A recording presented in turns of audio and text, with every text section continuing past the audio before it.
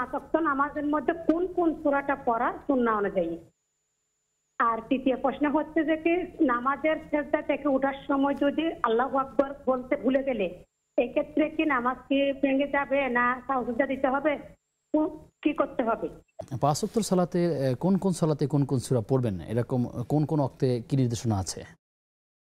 না, আসলে এরকম কোন নির্দেশনা একান্ত বিশেষ যেমন ফজরে কি হ্যাঁ, তবে এই ক্ষেত্রে আমরা কোরআন কারীমের একটা আয়াতকে, কারণ এটা না হলে বোনের জন্য কঠিন হয়ে যাবে, কোরআন কারীমের একটা আয়াতের ক্ষেত্রে আমি সামনে নিয়ে আসতে চাই। এটা হচ্ছে ফাকরাউ মা তায়াসসারা মিনাল কোরআন। আপনার যেখান থেকে সহজ লাগে, যেখান থেকে সহজ বলে মনে হয় আপনি এটাই তেলাওয়াত করেন। যেমন একজন সাহাবী, তিনি কিন্তু সূরা ইখলাস পড়তেন, যে কোনো সূরার পরে তিনি এই সূরাটা মিলিয়ে পড়তেন। তো নবীজি সাল্লাল্লাহু আলাইহি সাল্লামের কাছে বিচার আসলো যে তিনি সব দিকেই ভালো, কিন্তু উনি সূরা ইখলাস প্রত্যেক রাকাতেই পড়েন। নবীজি বললেন যে মাসসাবাব লিরুজুমি হাযিহিস সূরা, এই সূরাকে আপনি এভাবে আবশ্যক করে নেওয়ার কারণ কি, তুমি কেন এটাকে আবশ্যক করে নিলা? সাহাবী বললেন ইয়া রাসূলুল্লাহ ইন্নী উহিব্বুহা, আমি এই সূরাটাকে বড় ভালোবাসি। তো আল্লাহ রাব্বুল আলামিন তৎক্ষণাৎ জিবরিলকে দিয়ে খবর পাঠিয়ে দিলেন যে হুব্বুহু ইয়াহু আদখালাহুল জান্নাহ, হুব্বুহু ইয়াহা আদখালাহুল জান্নাহ, তার এই মনের নিরেট সূরা ইখলাসের প্রতি ভালোবাসা কাল কিয়ামতের দিন আল্লাহর জান্নাত পর্যন্ত তাকে পৌঁছায় দেবে। সুবহানাল্লাহ বিহামদি।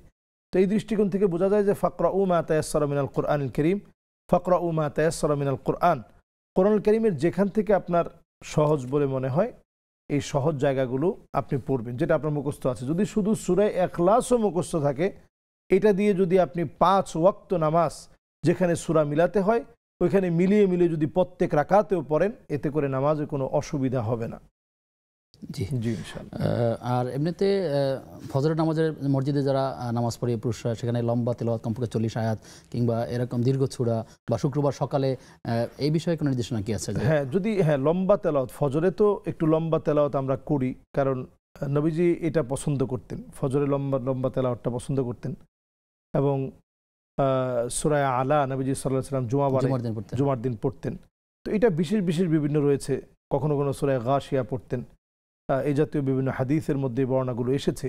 সাজদা থেকে ওঠার সময় যে তাকবীর বলতে হয় আল্লাহু আকবার, বা যাওয়ার সময় যে তাকবীরগুলো বলতে হয়, কখনো কখনো তিনি এটা ভুলে যান, এতে কোনো সমস্যা হবে কিনা সালাতের?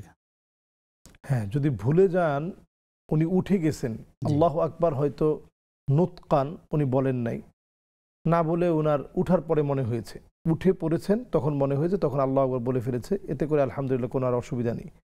যদি টোটালি উনি একেবারে অন্যমনস্ক হয়ে গেছেন, এখন কি উনি রুকু দিবেন না সেজদা দিবেন উনি ভুলে গেছেন, আল্লাহু আকবার বলতে ভুলে গেছেন, তাহলে এটা নুকস। এই যে এই নুকসানিয়াতের কারণে আপনাকে সৌ সেজদা দিতে হবে। 3 কারণে সৌ সেজদা দিতে হয়, একটা জিয়াদা, একটা নুকস, আর একটা তাখির। কোনটা কোন সময় করা, যেমন আপনি রুকু থেকে উঠতেছেন, আল্লাহু আকবার বলে আপনি উঠবেন, এখন আপনি রুকু থেকে উঠতেছেন না সেজদা থেকে উঠতেছেন, এটা আপনার ভিতরে গুলিয়ে গেছে।